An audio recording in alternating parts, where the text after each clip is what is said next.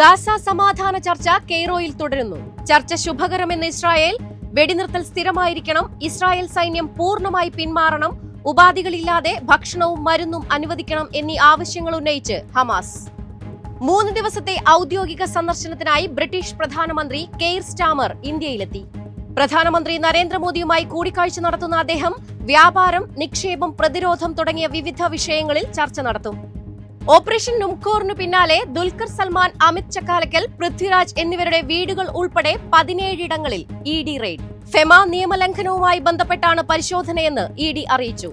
തദ്ദേശ സ്ഥാപന വാർഡ് സംവരണ നറുക്കെടുപ്പ് തിങ്കളാഴ്ച മുതൽ. 941 ഗ്രാമപഞ്ചായത്തുകളിലേക്ക് ഒക്ടോബർ 13 മുതൽ 16 വരെയാണ് നറുക്കെടുപ്പ് തീയതി നിശ്ചയിച്ചിട്ടുള്ളത്. കേരളത്തിന്റെ ചരിത്രത്തിലാദ്യമായി സ്വർണ്ണവില 90,000 രൂപ കടന്നു. ഇന്ന് ഗ്രാമിന് 105 രൂപയും പവന് 840 രൂപയുമാണ് കൂടിയത്. ഇതോടെ സ്വർണം ഗ്രാമിന് 11,290 രൂപയും പവന് 90,320 രൂപയുമായി.